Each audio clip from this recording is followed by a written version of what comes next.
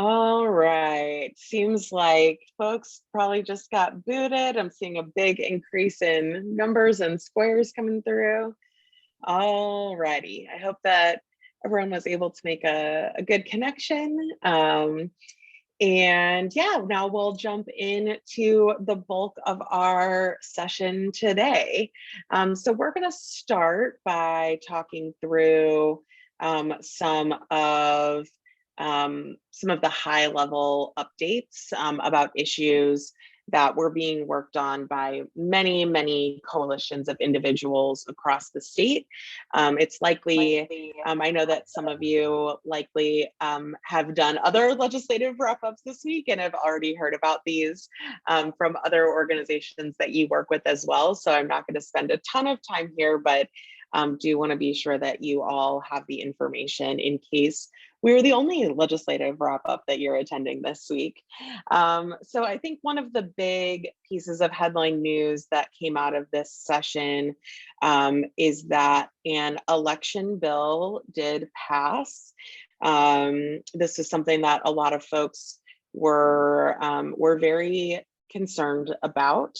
It ended up being a fairly large election bill with a number of provisions. And I know that our partners over at the Missouri Voter Protection Coalition are really, digging deep here and looking at all of the different provisions to see, they have a lot of concerns about some of these issues, including state issued photo ID, which is something that we have seen the court system in Missouri overturn multiple times. So it will be interesting to see if this language is acceptable to the courts or not.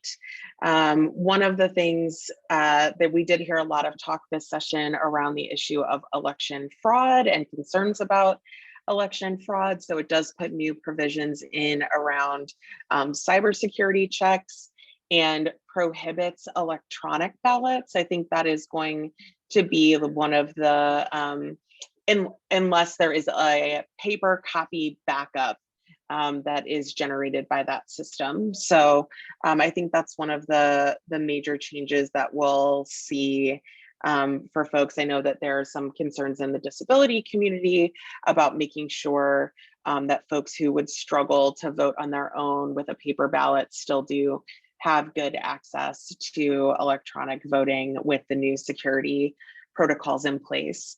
It does allow for 2 weeks of no excuse absentee voting, which is something that we have advocated for alongside many other individuals.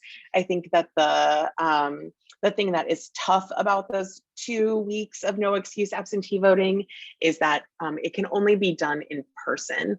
So folks will still have to go to their local election office or an early voting site in order to do that. And we do know that some of those places do have limited hours. It's usually only during the daytime, although I know that some of them have done a better job of trying to be open at least on weekend hours.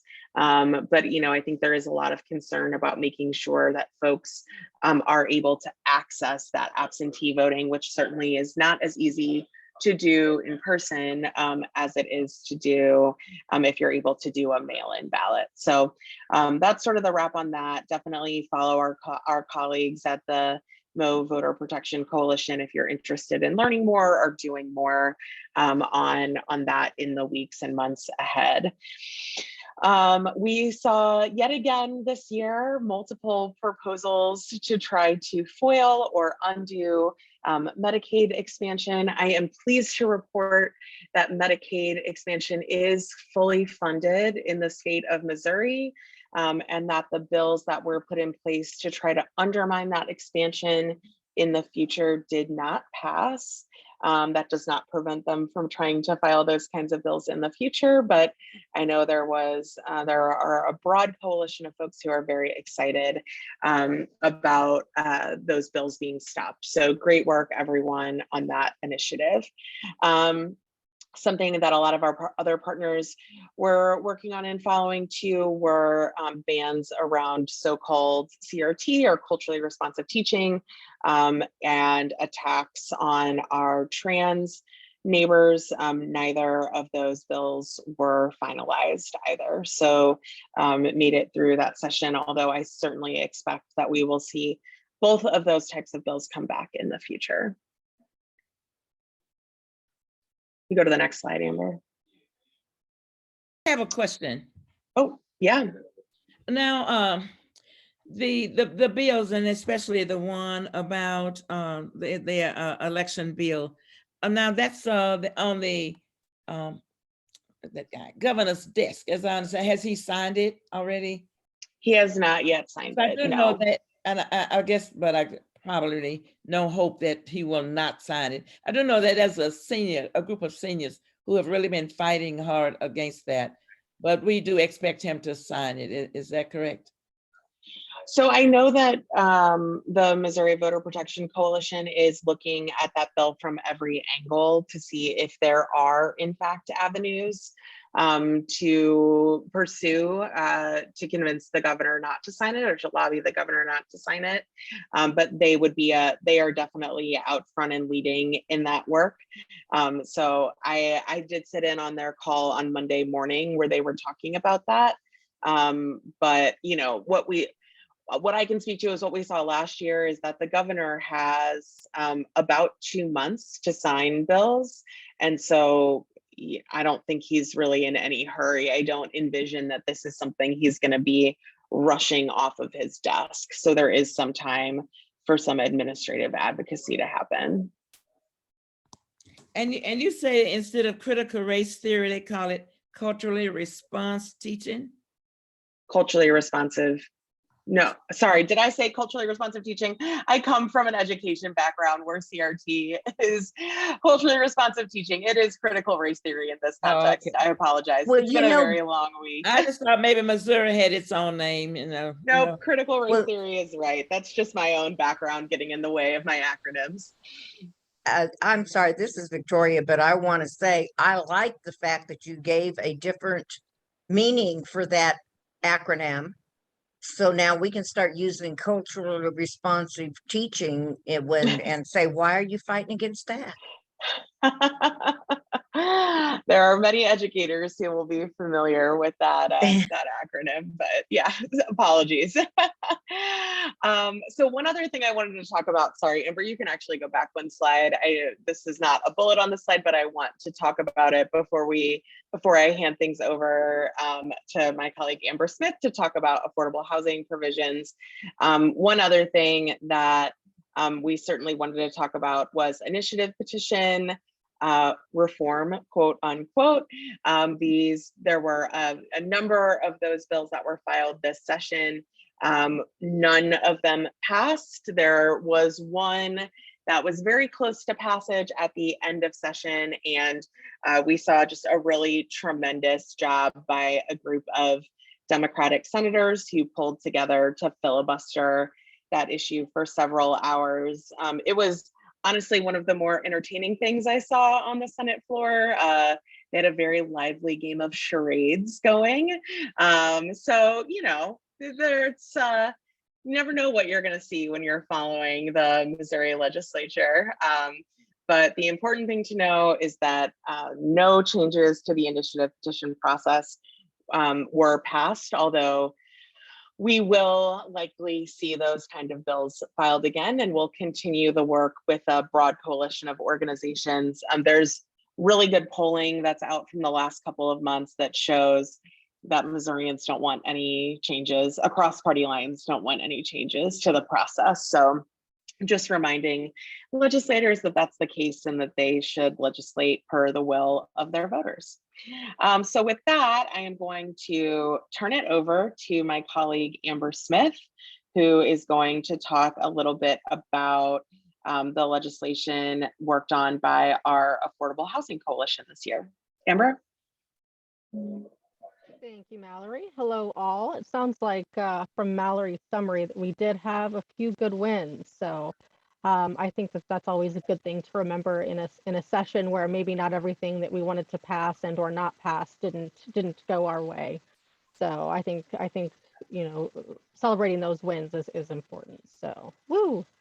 All right, so I am here today to talk about affordable housing. Specifically, I'm going to be talking about HB 1606. And let me minimize my little screen here.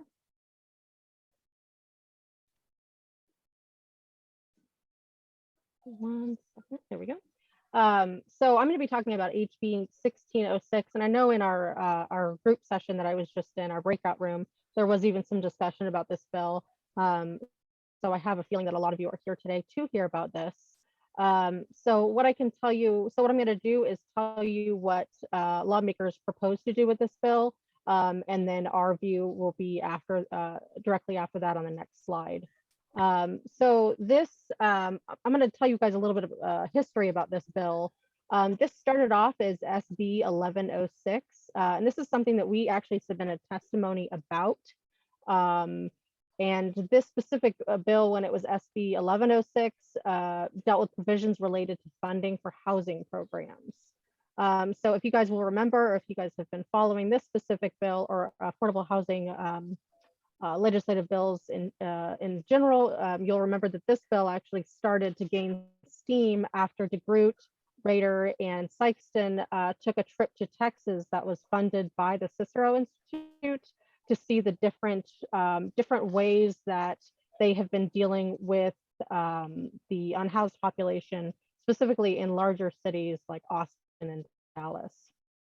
So what happened was they went down there on a trip that was funded, like I said, by Cicero Institute. They more or less liked what they saw and liked what Texas was doing, so they wanted to use that model here. So that's kind of how this bill came to be.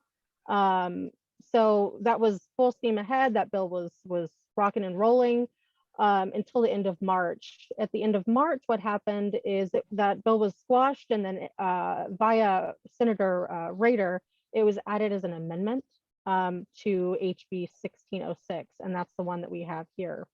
The interesting thing for me is that this subject of this bill deals with changing the law regarding political subdivisions.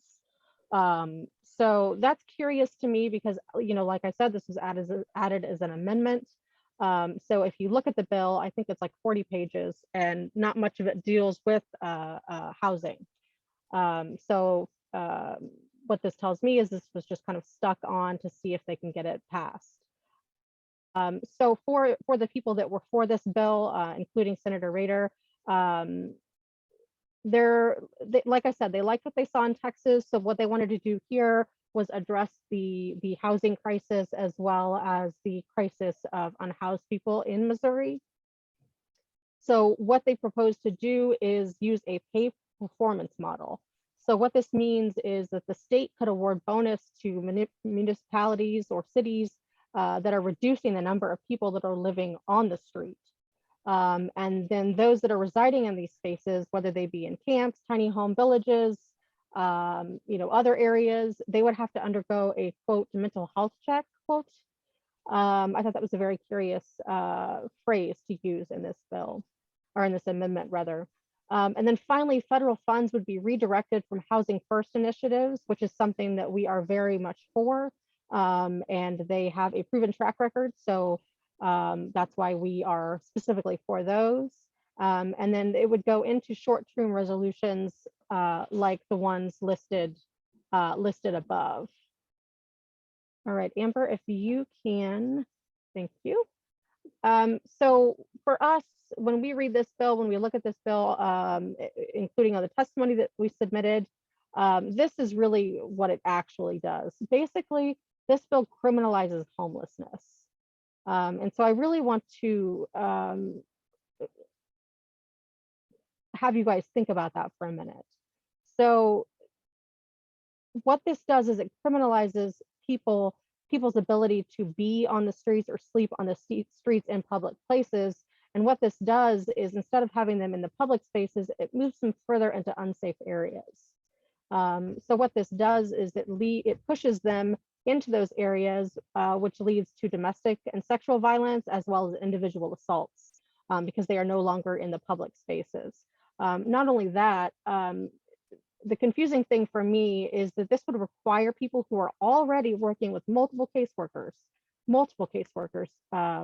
to work with state sanctioned workers that they aren't familiar with, which can be very uncomfortable for somebody who is struggling with, say, mental illness, addiction, or both.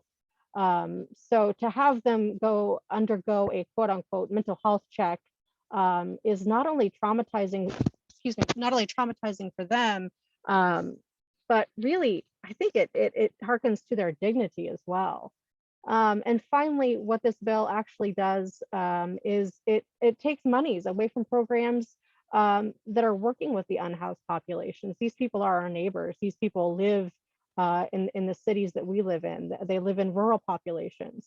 So it's taking money away from the programs that are really doing this work and doing it well.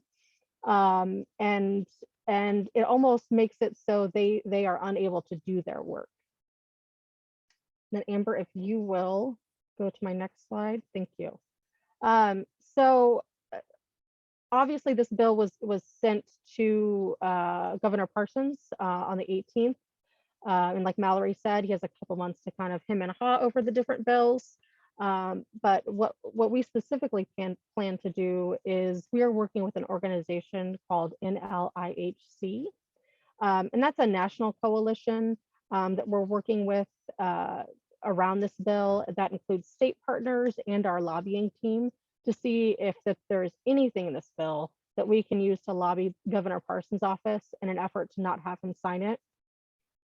Now, if Parsons does sign the bill into law, we do plan to investigate legal remedies, including or particularly the section that criminalizes homelessness. So I have a feeling that there's going to be some questions around this bill in particular. And I don't know, Mallory, if you wanted people to save their questions to the end, or if it's okay if people ask questions now. No, I think it's okay for people to ask questions now. Okay. All right. Well, then I would invite people to go ahead and ask questions if you have them. Like I said, I know there was a lot of talk in my specific breakout room about this bill, so I wanted to make sure I left a minute or two for those questions. You, can you see my hand? Yes, ma'am. Yep, go ahead. You use the word criminalize. Will there be some type of criminalization if homeless people do not follow these rules that are set there? I mean, Yes. is there danger of them being arrested? And yeah, so basically what this does is in order to get people to comply to go to these camps or tiny home villages or whatever it's going to look like, they can get a misdemeanor if they are found to be sleeping in public spaces, which further complicates. Oh, go ahead, Mallory.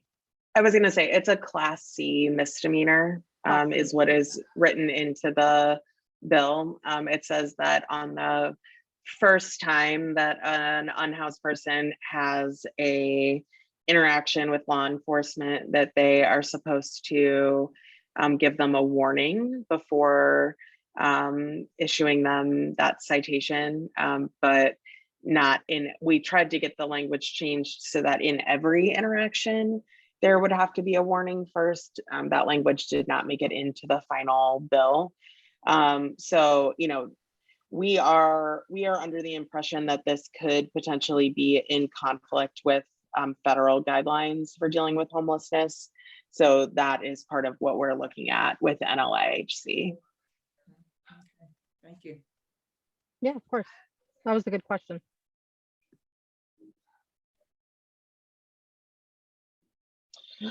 One other thing that I'll mention on the housing front that didn't make it into these slides because our policy director and I were still double checking into this morning.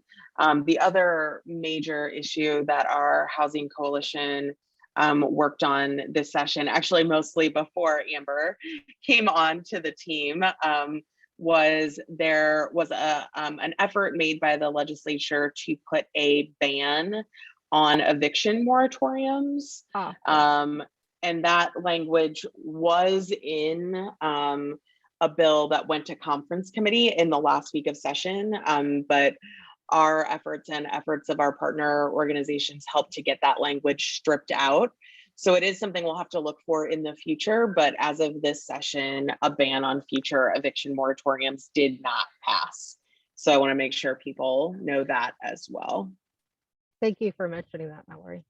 Yeah. Any other questions about HB 1606? All right, onward, Amber. All right, onward and upward. Okay, so if you guys have any questions about any of the things that I discussed today, you guys are more than welcome to reach out to me via email. We all also hired a new counterpart to me who's going to be working in the Springfield area. And her name is V, so her email is listed here as well, which is very exciting. So you'll have two of us to work with. And then just a reminder for you all who are part of our coalition, part of the Affordable Housing Coalition, or would like to join the Affordable Housing Coalition, our calls are the second Monday of each month at 2. And you can go to our website there at the link listed and sign up for those events. It's not something you need to register for. You can just put it on your calendar. And if you can make it, wonderful. And if you can't, well, then we'll give you an update by email. And then Amber, if you will click next slide for me. So I did want to mention quickly this summer, I'm going to be doing some more one-on-ones with people, getting people oriented to the Affordable Housing Coalition, and we'll be continuing that into the fall. And then during this fall time, we're going to be looking at legislation around affordable housing that was in this session, and either promote going forward what we believe would be helpful, or advocate against what we do not think would be helpful to our fellow Missourians. And Amber just posted in our chat our events page if you guys are interested in giving that a look as well. All right, great. Thanks, Amber.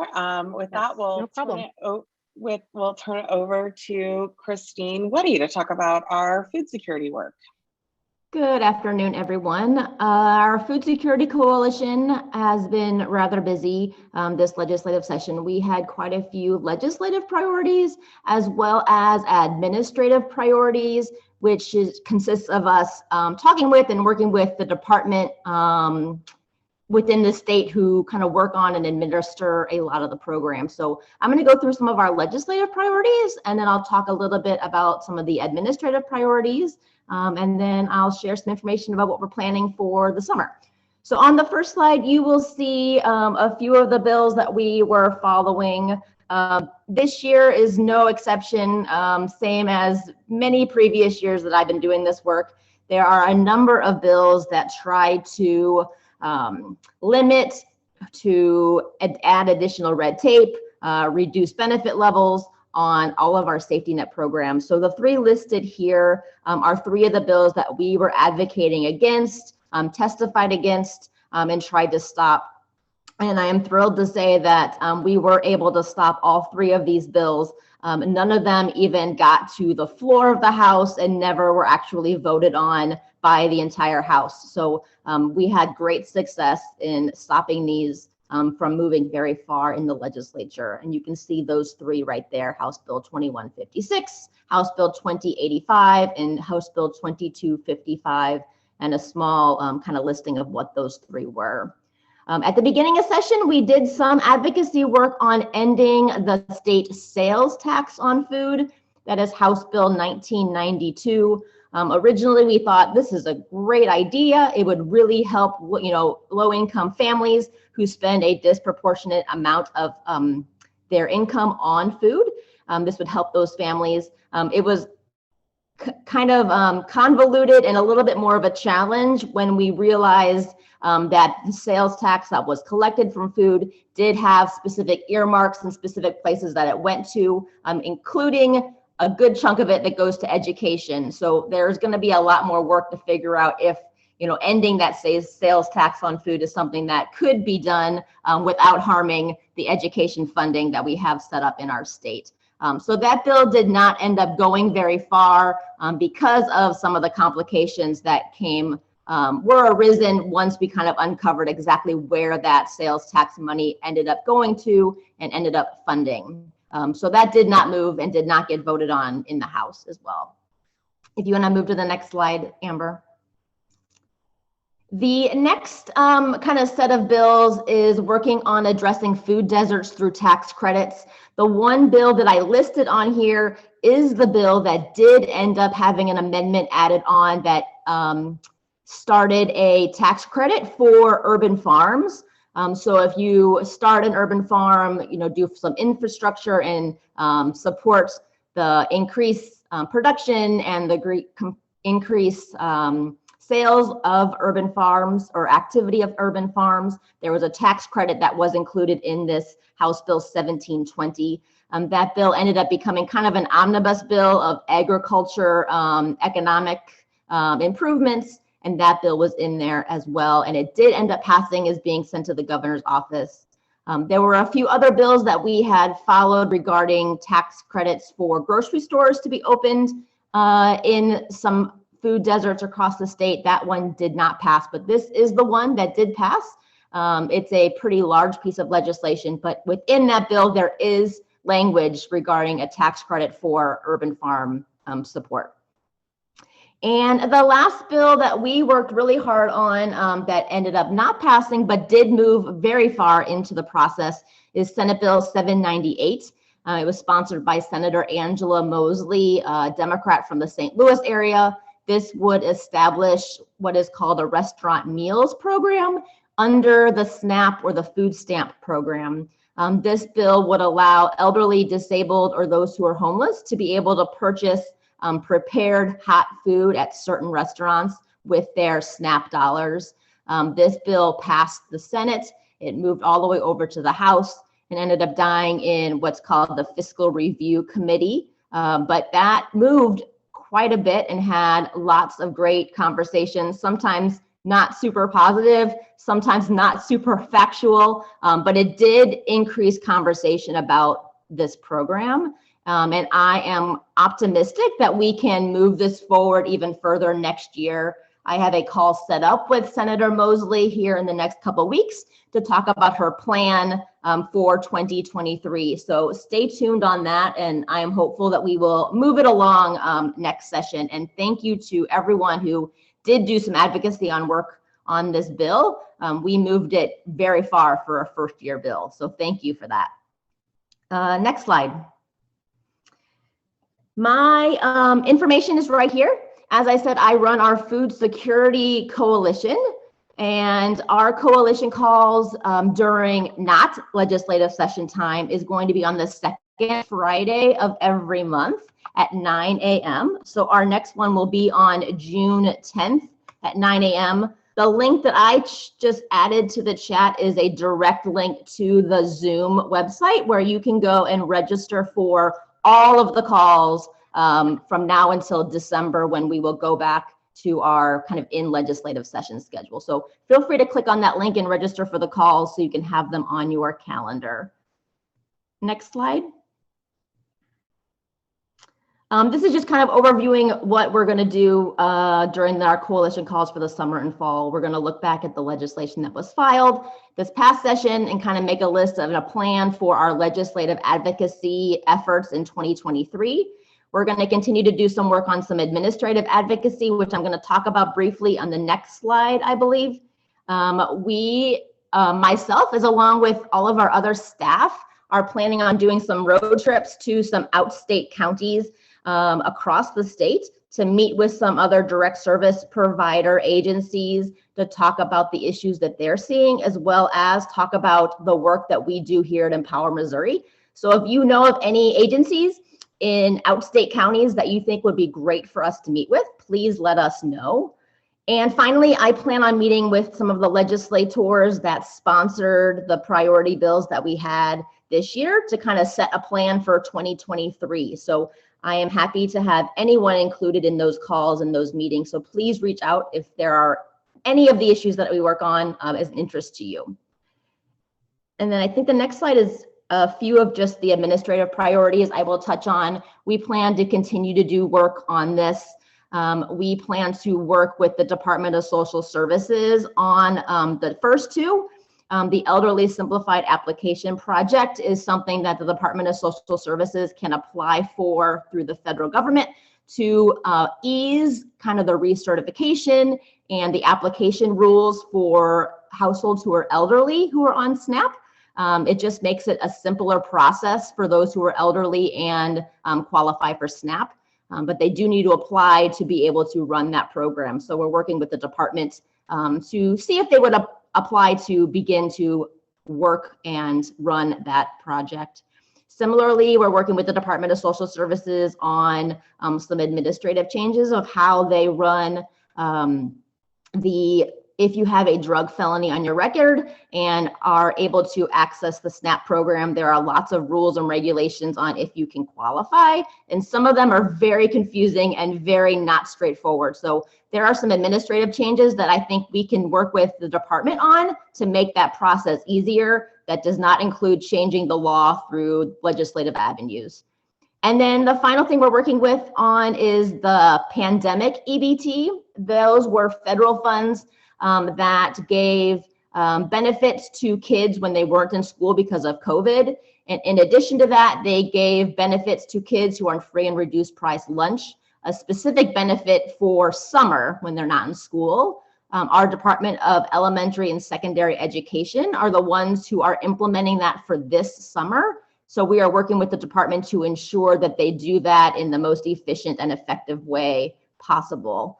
And we plan on working with those departments throughout the summer on these issues. Anyone have any questions? I know that was a lot of information.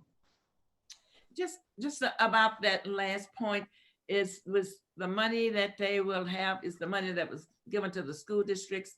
I know I heard in the news, because I know we were concerned about how those children were going to eat in the summer. Yes. So last summer, the Department of Social Services implemented that benefit, and they required the families to submit an application. And the application was one that you actually had to print off and email in, and it was a disaster. So not a lot of families were able to access that benefit. Missouri was the only state that required an application for that benefit.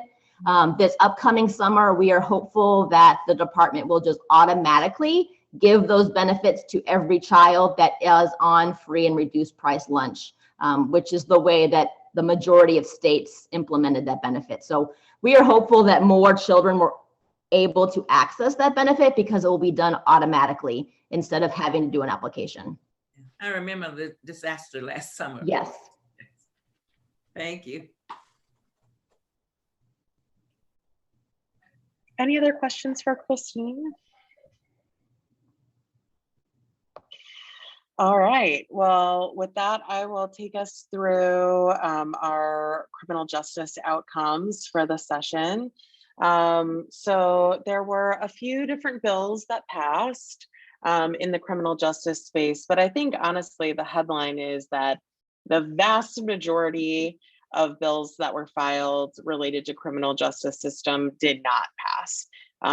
As has been typical in previous years, there were over 100 distinct pieces of legislation filed related to criminal justice. And I think because last session was such a huge focus on criminal justice, this session was not. And so a lot of those bills didn't even get hearings. Other things got heard early and then were immediately stalled. So there is really only a small number of things that ultimately made it over the finish line. The first is something that we fought hard against and talked a lot about all session, and that is the pair of bills that will require Kansas City to increase their funding for their police department. For anyone who's new to the issue, Kansas City is the only municipality in the state whose police department is under state control.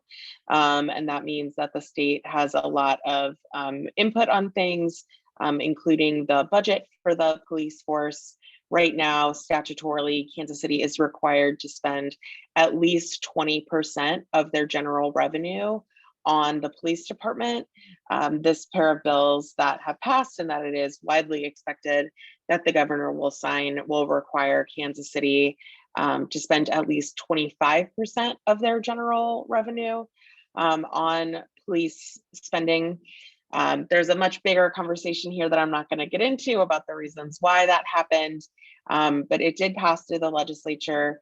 However, it does need to go before the voters. So we're in this very interesting moment where, similar to some of you will remember in the last decade when St. Louis got itself out from under state control, the entire state got to vote on whether or not St. Louis could have local control. Very similarly, in this instance, the entire state will vote on whether or not the legislature can require a municipality whose police department is under state control to raise their police spending. We think that because of the wording that will be on the ballot, it's likely to pass, but it's a really good opportunity for us to do some public education on the issue of police funding and local control. So that's one thing that our Criminal Justice Coalition is going to be working on during the summer and into the fall. A positive bill that passed on the criminal justice front was the Correctional Center Nursery Program. So this is a program that will allow women who are pregnant while incarcerated and give birth during their incarceration to maintain primary custody of their child in a special unit in the Vandalia Correctional Center. This was a really great bipartisan effort. I think that, Empower was definitely really supportive of this. I think that we are hopeful that more and more that we are utilizing diversion programs to allow pregnant women to do some of that treatment or her rehabilitation in the communities rather than in prison at all. But if they are going to be incarcerated, we're hugely supportive of the benefits of them being able to maintain custody of that child. And then there was an omnibus bill in SB 775 related to sexual assault and sex trafficking. It does a number of things, including establishing a statewide council on sex trafficking and the sexual exploitation of children, which provides some guidelines for how police departments across the state should deal with suspected sex trafficking or sexual exploitation cases. We think those things are generally positive. Similarly, it prevents victims of sexual crimes from being asked about their prior sexual conduct during court proceedings. I think that's very positive. And something that was talked about a lot during the session was a sexual assault survivors Bill of Rights, which was pushed heavily in a bipartisan effort between Senator Holly Rader and Senator Jill Shoup. So that passed as part of this as well. Next slide. So bills that we helped block. So to be honest, a lot of the bills that were moving this session were honestly sort of neutral. They were like minor language changes, sort of like technical issues. So there wasn't a ton outside of the KCPD funding bill that we were super up in arms about, except for a few things that I lined out here, and I'm not going to go in order. So we were obviously extremely opposed to putting the St. Louis Police Department back under state control. That was blocked, although it did pass out of the House committee. So there was at least some level of will there from House members to do that. We'll continue to keep an eye on that in future sessions. One bill that advocates, other criminal justice advocates and Empower were very concerned about was SB 664. This would have eliminated the possibility of parole for a subset of individuals who were convicted as minors and who are serving very long sentences. That was blocked thanks to some really great advocacy work. I know that our partners at the MacArthur Justice Center did a lot of work there. ACLU did a lot of work there, so it was good to see that blocked. We'll keep an eye on that. two things that are slightly more minor, but that we have a lot of concerns about and did some work to block. There's a lot of energy in the legislature to create a new criminal offense of mail theft. And this would apply to packages delivered by entities other than the US Postal Service. That is a federal crime to tamper with USPS mail, but there's not currently a crime on the books that relates to like stealing packages that are delivered by Amazon, for instance. We believe that this is a nuisance crime that is really honestly typically only perpetuated by youth who are being youth and kind of getting into trouble, or by people who are living in poverty and who are doing this as an act of desperation. So we're really opposed to the criminalization of that act. So we'll continue to work on that in future sessions. There's also a push to make Missouri the 6th state in the country to have a violent offender registry, which would go alongside our sexual offender registry and create a searchable public database of folks who have committed certain violent crimes. There is, again, a lot of energy around this issue. And we sort of honestly like didn't do a ton of work on this throughout the session because we were under the impression that it was not going to be a thing we were going to be able to convince people is a bad idea, despite the fact that there's no evidence that any registry enhances public safety. But one of the most appalling parts of this bill is that it would have included individuals who are ruled not guilty by reason of mental illness and who are remanded to the care of the Department of Mental Health, would also be on that registry. And so if that registry bill comes back next year, we will launch a very large campaign to ensure that at the very least, those individuals are not included on the registry, because once they're back in the community, they've been deemed not a danger to themselves or others by the Department of Mental Health, and therefore should certainly not be appearing on any kind of registry like this. Next slide. So a few things, I'm not going to get into details here. I'm just like, we'll flash up, I think, folks, just in case you're curious about some of the bills that we did talk a lot about during the session, or that we did testify on this session, are all bills that we will try to bring back next year. You know, like I said, criminal justice was just not a main focus of this session, which made it hard to move some of these things. Also, both 2299 and 2248 had actually really great hearings in their initial committee and had a lot of support, but were opposed by Representative Eggleston, who was in charge of the rules committee and therefore can basically block any legislation that he wanted by not giving it a rules hearing. Representative Eggleston has termed out, so we will have a new leader of the House Rules Committee next year, and so we'll hope that it will make it easier. Yes, Greg, I see you. Make it easier to pass that kind of legislation in the future. Do I have one more slide? I can't remember, Amber, here. Oh, not quite. So yeah, before I talk about the coalition moving forward, any questions on any of those bills related to criminal justice? A comment. I do believe that, I think the first one was about adding offenses for people taking packages off the porch. That is getting to be so widespread. So I would expect something like that to come up again next year. And I'm not so sure that it's just people in poverty, because some of the things that I see on next door, I don't know, I guess one cannot judge from just what they see. You know, people stealing packages off of porches, and that's getting to be just an everyday occurrence. Even in my neighborhood where I had never seen it before, my next door neighbor had it happen. So I expect that one to come back.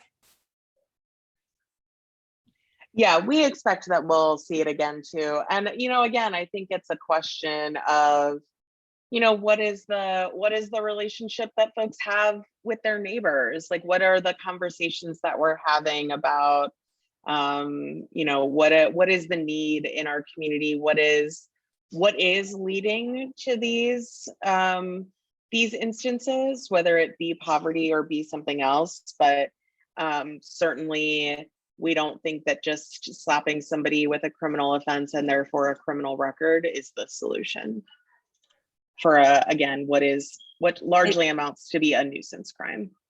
I was gonna say, it's a nuisance except to the people who have lost. Because in my neighbor's case, it was a credit card and thousands of dollars were charged. I mean, they were able to activate it, and thousands of dollars. Now, of course, the neighbor would not have to pay that, but somebody will have to. But what it has done, we are back to the future.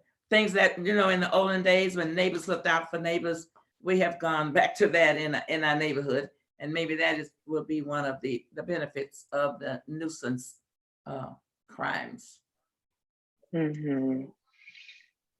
Yeah, like I said, we're not going to obviously get into like a huge debate about it here. It's just something that's worthy of broader conversation about, why it's happening, and instead of just simply criminalizing behavior that we don't like.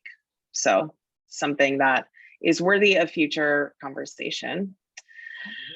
So we have a brand new criminal justice policy manager. She has not started yet. Her first day is June 6th. Her name is Gwen Smith. So she will be taking over our criminal justice coalition calls. Criminal justice is on hiatus until Friday, June 17th. So about a month off. So everyone relax and breathe deep. I see many of our members here on this call. And then it says third Friday of the month. That's not necessarily the case. Once our new staff is on board, we will reevaluate a cadence. But I believe that because of the large amount of work that the Criminal Justice Coalition is planning to do this year, that they will continue to meet twice a month. But we'll let that get set with that group. But if you are interested in continuing your work, the best thing to do is to come on the 17th and make sure that you are on that list. Amber, we can go to the next slide. And know that the Criminal Justice Coalition has named a number of priority areas where we are going to be forming working groups and working more deeply on how we can get new legislation filed. Those are going to be around banning no-knock warrants, creating more flexibility in the law for diversion programs, working on this partnership between DOC and the DMV, which may end up being administrative advocacy around ensuring that every person that's released from the Department of Corrections has a good set of identification, and then working to curb and ultimately end the practice of private probation in Missouri. We're also, on the next slide, going to be really working heavily on the Clean Slate campaign over the summer and fall, since that legislation will be introduced in the 2023 legislative session. So lots of important work to do on the criminal justice front, and I hope that some of you will join us. So I'm seeing on my watch here that we are just past 1 o'clock. I know this is technically scheduled to go a little bit longer, but know that other folks, I'm sure, have meetings to head to. So we'll just end with a few announcements. The first is to please take a few moments in the survey, which I'm sure Amber is going to drop in the chat right now. Will help us plan for this fall's Friday forums. Tell us what you want to learn more about. And that will help us this summer as we plan our topics for next year. Christine, can you give us the reminder on continuing education credits for those who need those off this call? You're on mute, Christine. All right, just went back off. Yes, so if you need continuing education credits as a social worker, please take the survey, and then you can email me at christine@empowermissouri.org, your name, mailing address, and last 4 digits of your social security number, and I will get that certificate out to you. Naisha put that information in the chat already, so that's fabulous. So do please email me, and I will get the certificate out to you as soon as I can. Great. Yeah, so I'll hang out for a couple more minutes in case folks have any further questions about the wrap up of the session. Please do stay tuned to the newsletter and to our social media channels for additional updates, especially around HB 1606, as we work to see if there is any pathway to have the governor not sign that legislation. For those of you who are in St. Louis, I hope that you will join us next month at our Advocacy Awards Brunch. That's Saturday, June 11th. I think Amber or Nichelle can drop a link in the chat for that as well. We're recognizing some really, really wonderful advocates in the eastern half of the state. Kate Hawley from Legal Services of Eastern Missouri, Glenn Burley from the Equal Housing Opportunity Coalition. We always just call it EHOC. I'm trying to think what EHOC stands for. Missouri Appleseed for their work on the Correctional Center. So there are, sorry, I am at a hotel in Detroit where I've been at a conference for 2 days and it's getting a little noisy. So apologies if you can hear that. But it's going to be a really wonderful event at the Piper Palm House in Tower Grove Park. I hope that if you're in St. Louis, you'll join us to celebrate some of our wonderful colleagues and their work over the last year. With that, thanks so much for being here. Please take the survey and we will see you soon. We're on hiatus from Friday forums for the summer, but we will be back in September. Great seeing you all and enjoy some well-deserved time off for advocates in the weeks ahead. Thanks, everyone.